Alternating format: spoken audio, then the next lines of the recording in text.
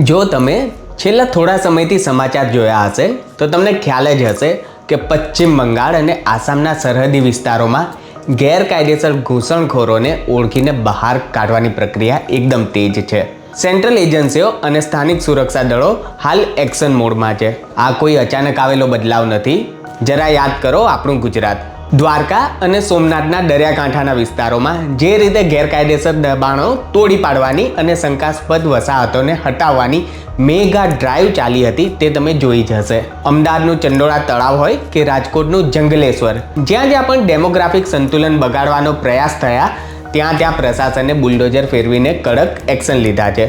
હવે આ બધા ગેરકાયદેસર દબાણો તો તોડાયા, પણ ગેરકાયદેસર ઘૂસણખોરોનું શું? તે લોકો હવે રાજ્યના કે દેશના બીજા કોઈ ખૂણામાં જઈને ફરી આવું ગેરકાયદેસર બાંધકામ કરીને ત્યાંની ડેમોગ્રાફી બગાડશે. આ પ્રશ્ન હંમેશાથી જેમનો તેમ ઊભો રહેતો હતો. પરંતુ આ સમસ્યા માત્ર કોઈ એક રાજ્ય કે જિલ્લા પૂરતી મર્યાદિત નથી. આખા દેશમાં આયોજનબદ્ધ રીતે ચાલી રહેલી આ ગંભીર સમસ્યાને કાયમી ધોરણે રોકવા માટે હવે મોદી સરકારે એક બહુ જ મોટો અને ઐતિહાસિક નિર્ણય લીધો છે.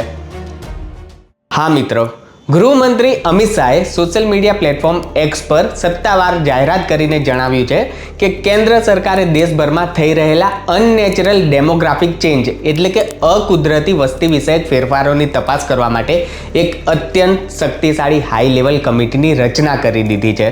જરા ફ્લેશબેકમાં જઈએ. 15 ઓગસ્ટ 2025ના રોજ પ્રધાનમંત્રી નરેન્દ્ર મોદીએ લાલ કિલ્લા પરથી દેશને ચેતવણી આપતા એક હાઈ પાવર ડેમોગ્રાફી મિશનની જાહેરાત કરી હતી. પીએમ મોદીએ સ્પષ્ટ શબ્દોમાં કહ્યું હતું કે ઘૂસણખોરો આપણા યુવાનોની રોજગારી અને દેશની આંતરિક સુરક્ષા માટે સૌથી મોટો ખતરો ઊભો કરી રહ્યા છે.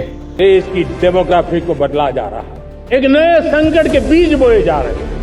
उस पेठिए मेरे देश के नौजवानों की रोजी रोटी छीन रहे. અને આ જ વચનને પૂરું કરતા હવે આ કમિટી ગ્રાઉન્ડ ઉપર ઉતારવામાં આવી છે. આ કોઈ સામાન્ય કમિટી નથી. આની કમાન સુપ્રીમ કોર્ટના નિવૃત્ત જજ જસ્ટિસ પ્રકાશ પ્રભાકર નાવલેકરના હાથમાં છે.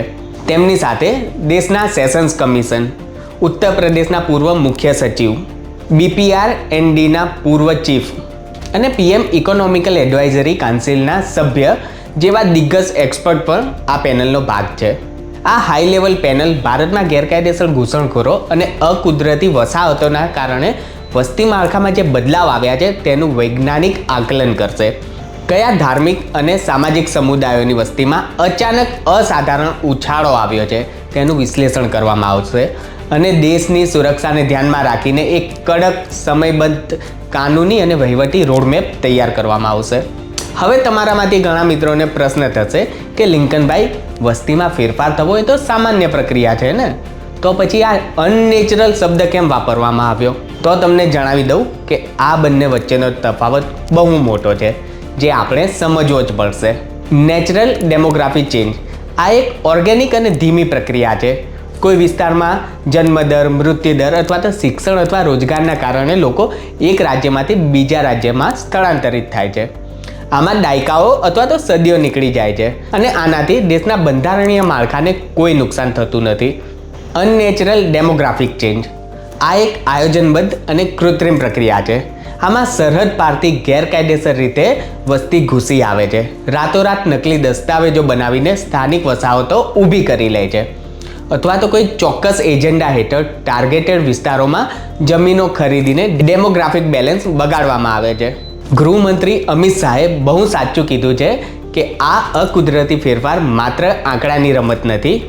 આ સીધો આપણી સંપ્રભુતા, રાષ્ટ્રીય સુરક્ષા અને કાયદો અને વ્યવસ્થા માટેનો સૌથી મોટો પડકાર છે. આના કારણે સ્થાનિક આદિવાસી સમાજ અને મૂળ વતનીઓનું અસ્તિત્વ અને સંસ્કૃતિ જોખમમાં મુકાઈ જાય છે. ઉદાહરણ તરીકે આસામ અને ઝારખંડના કેટલાક જિલ્લાઓમાં મૂળ રહેવાસીઓ આજે પોતાના જ ઘરમાં લઘુમતી બનીને રહી ગયા છે. પરંતુ હવે દેશમાં આ ડેમોગ્રાફિક એન્જિનિયરિંગનો ખેલ લાંબો નહીં ચાલે. કેન્દ્ર સરકારની આ નવી હાઈ લેવલ કમિટી બનવાથી દેશમાં બહુ જ મોટા અને સકારાત્મક બદલાવ આવવાના સંકેતો દેખાઈ રહ્યા છે. સરહદોની સુરક્ષા મજબૂત થશે. ઘૂસણખોરીના ચોક્કસ રૂટ્સ અને પેટર્ન પકડાઈ જશે, જેનાથી સરહદો પર સુરક્ષા લોખંડી બનશે. નકલી દસ્તાવેજોનું નેટવર્ક તૂટશે. આધાર કાર્ડ, રેશન કાર્ડ અને વોટર આઈડી બનાવતી જે ગેંગ ગેરકાયદેસર લોકોને ભારતીય નાગરિક બનાવતી હતી તેમના પર કાનૂની સિકંજો કસાશે. મૂળ વતનીઓ અને આદિવાસીઓના હકની સુરક્ષા. સરકારી સંસાધનો, જમીન અને નોકરીઓ પર માત્ર ને માત્ર દેશના સાચા નાગરિકોનો જ અધિકાર રહેશે. કાયમી સોલ્યુશન. સૌથી મોટી વાત એ છે કે આ કમિટી દેશમાં ગેરકાયદેસર રીતે રહેતા ઘૂસણખોરોની ઓળખ કરવા, તેમને ડિટેન કરવા અને કાનૂની રીતે ડિપોર્ટ કરવા માટે એક કાયમી અને કડક ઓપરેશન મિકેનિઝમ તૈયાર કરશે. ટૂંકમાં કહીએ તો આ કમિટી ભારતની આંતરિક સુરક્ષા અને ભવિષ્યને સુરક્ષિત રાખવાની દિશામાં એક માઇલસ્ટોન સાબિત થશે. તો ભારત સરકારના આ ઐતિહાસિક નિર્ણય વિશે તમારો શું અભિપ્રાય છે તે નીચે કમેન્ટ બોક્સમાં ચોક્કસ જણાવજો અને આ વિડીયોને દરેક નાગરિક સુધી પહોંચાડીને વધુમાં વધુ શેર કરજો. જય હિન્દ.